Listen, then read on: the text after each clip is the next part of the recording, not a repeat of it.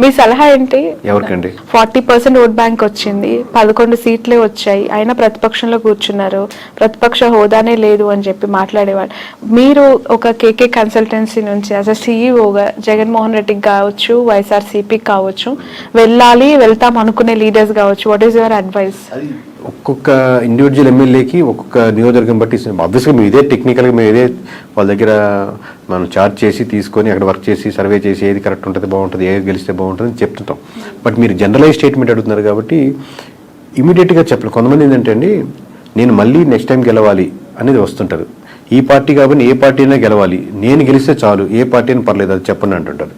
So ఓవరాల్గా మీకు ఎక్కడైనా సరే ప్రజలు ఏం కోరుకుంటున్నారో ఆ ప్రజల పర్స్పెక్టివ్లో మీరు వర్క్ చేస్తున్న రెడీగా ఉందా లేదా, ఫ్యూచర్లో నాకు ఇక్కడ అవకాశం ఉంది అనుకుంటే రైట్. పార్టీ యాంగిల్లో జనరలైజ్ స్టేట్మెంట్ అంటే జగన్ గారు ఏం చేస్తే ప్రతిపక్షంలో ఇంకా బెటర్ గా వాళ్ళు ఎవరైనా అంటే ఇప్పుడు వీళ్ళు సిట్టింగ్ అన్న అపోజిషన్ ఒకటే, దీంట్లో ఏం పెద్ద ప్రిన్సిపల్లో ఏం తేడా లేదు. దీంట్లో మనం చెప్పేది గ్రౌండ్ రియాలిటీలో ఎటువంటి ఇష్యూస్ ఉన్నాయి, ప్రజలకు ఎక్కడెక్కడ మద్దతు కావాలి, ఏ వర్గాలకి నేను నిలబడాలి, అన్ని వర్గాల్లో నేను నాయకుడిగా నేను నిలబడాలి. నేను కాదు, నేను లీడర్స్ కాదు. లీడర్ ఎప్పుడు ఇంకా గొప్ప లీడర్ అవుతా అంటే మీరు ఎంతోమంది లీడర్స్ని రకరకాల సెక్షన్స్లో తయారు చేసినప్పుడు గొప్ప లీడర్ అవుతారు. అది ఇప్పుడు నేను రిక్రూట్ చేసుకుంటున్నాను, ఇప్పుడు మేము ఇంట్రెస్ట్ చేస్తా ఉన్నాను. ప్రతి ఇంటర్వ్యూలో నేను చూసుకునేది అంశం ఏంటంటే నాకంటే ఇతనికి లేదా అమ్మాయికి ఎక్కువ టాలెంట్ టెక్నికల్గా ఈ విషయంలో ఉందా, లేదా ఆల్రెడీ ఉన్న వాళ్ళకంటే ఎక్కువ టాలెంట్ ఉందా అని చూసుకొని లీడర్ అవుతాడు. నాకంటే ఎక్కువ టాలెంట్ ఉండకూడదు, నేనే లీడర్ ఉండాలి అనేది కంటే కూడా ప్రతి నియోజకవర్గంలో ప్రతి అంశంలో నాకంటే వాక్చాతుర్యంలో కానీ, మాట్లాడే విషయంలో కానీ, సబ్జెక్ట్ నాలెడ్జ్లో కానీ, మాట్లాడితే కరెక్ట్గా మాట్లాడే పర్సన్స్ కానీ, అంటే అపోజిషన్ కూడా చాలా టెక్నికల్గా మాట్లాడుతున్నాడు, చాలా రైట్ ఇతను, ఓన్లీ అరిచేసి ఏదో తిట్టేసినట్టు కాకుండా అలాగా టెక్నికల్ సబ్జెక్ట్ ఉండే లీడర్స్ని మీరు డెవలప్ చేయగలిగితే ఈ ఉన్న 4-5 సంవత్సరాల్లో మీరు మళ్ళీ గవర్నమెంట్ ఫామ్ చేయడానికో లేదా మీరు ముందుకు రావడానికో తేడా ఉంటుంది. కానీ ఇదే పద్ధతిలో వెళ్తే, ఇదే లైన్లో వెళ్తా ఉంటే మళ్ళీ మీకు కష్టమే. ఓకే. ఈ 2 తెలుగు స్టేట్స్లో ప్రాంతీయ పార్టీలకు ఎంతో కొంత కోర్ ఓట్ బ్యాంక్ని కైవసం చేసుకొని సస్టైన్ చేస్తున్న పార్టీస్ని మనం చూస్తూ ఉన్నాం. ఇక్కడంటే ఇప్పుడు కాంగ్రెస్ అధికారంలోకి వచ్చింది, అగైన్ అక్కడ మళ్ళీ ప్రాంతీయ పార్టీ, ఆఫ్కోర్స్ జాతీయ పార్టీ అయినప్పటికీ కూడా వాళ్ళు ప్రాంతీయ పార్టీగానే ఎస్టాబ్లిష్ అయ్యారు, టీడీపీ. సో ఒక ప్రాంతీయ పార్టీ యొక్క ప్రభావము, వాళ్ళ ఇంపాక్ట్స్ 2 స్టేట్స్లో ఇంతకాలం చూసిన ప్రజలు మతతత్వ రాజకీయాల్ని, మతతత్వ పార్టీలను ఎంకరేజ్ చేస్తాయా, కన్సిడర్ చేస్తాయా? అంటే ఇప్పుడు నేను నేషనల్ వైజ్గా చెప్తున్నా కదండి, మతానికి ఉన్న సంబంధించిన ఓట్ బ్యాంక్ అంటే ఇక్కడ ఎస్పెషల్లీ 2 తెలుగు స్టేట్స్ గురించి నేను మాట్లాడు. అంటే కంపారిటివ్ నార్త్లో పోలిస్తే ఇప్పుడిప్పుడే సౌత్లో బీజేపీ కూడా ఇంకొంచెం ఉంది. కంపారిటివ్ చెప్తున్నాను, నార్త్లో ఎక్కువ బీజేపీ ఆల్రెడీ ఒక సాచ్యురేషన్ పాయింట్కి వెళ్ళిపోయింది. బట్ సౌత్లో ఇప్పుడిప్పుడే అక్కడక్కడక్కడ ఆ టైప్ ఆఫ్ చిగురిస్తూ లేదా ఆ థాట్ ప్రాసెస్లో ఉండి మన ధర్మం అనేది ఆలోచిస్తున్నారు. బట్ అది ఓట్ బ్యాంకింగ్ సరిపోదు గెలిచేదానికి అనుకుంటున్నాను. ఒకసారి మీకు సెంట్రల్లో బీజేపీ తగ్గిపోతుంది అనుకోండి, దాని ఇంపాక్ట్ మన స్టేట్లో కూడా పడుతుంది. మొత్తం స్టేట్లో సెంటర్లో మనకు గవర్నమెంట్ మారుతుంది అనుకోండి, అది మన స్టేట్కి వచ్చేసరికి కూడా మన ఇంపాక్ట్ పడుతుంది.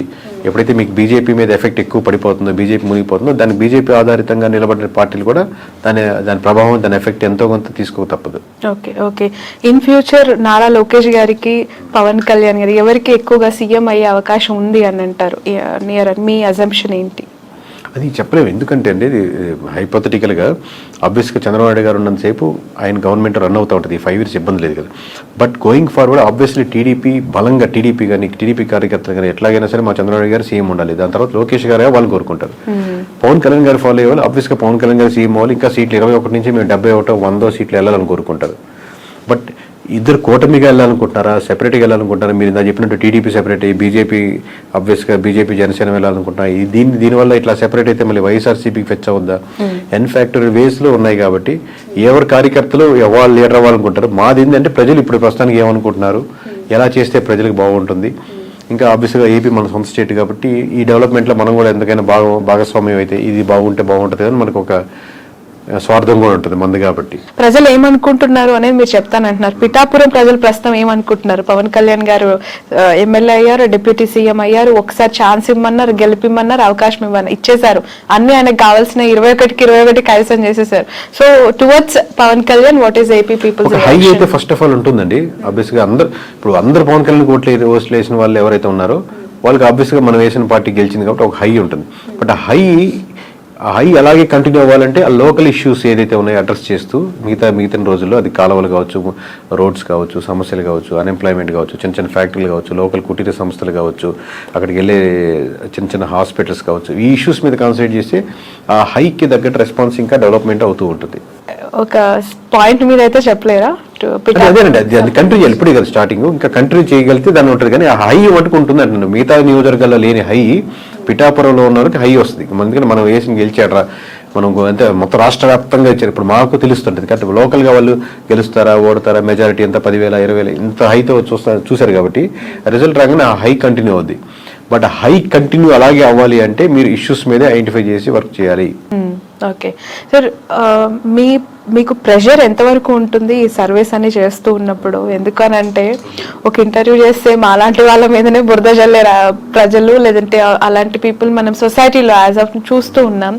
ఇంకా మీరు బియాండ్ దట్ ఒక పార్టీకి మీరు చేస్తూ గెలుస్తుంది, ఓడిపోతుందని మీరు ప్రెషర్ ఉంటుందండి. ప్రెషర్ ఆబ్వియస్లీ చాలా ఉంటుంది. దాంట్లో నేను లేదు అని ఎట్లా ఓవర్కమ్ అవుతారు అంటే ఒకరు బెదిరించే వాళ్ళు ఉంటారు, లేదా ఇట్లా చెప్పమని వాళ్ళు ఉంటారు, లేకపోతే వాళ్ళు ఇలా పోయాలని ఉంటారు, లేకపోతే బాగా వీరాభిమానులు ఉంటారు, ఏమన్నా చేసేస్తాం నీకోసం బాగుంటారని ఉంటారు.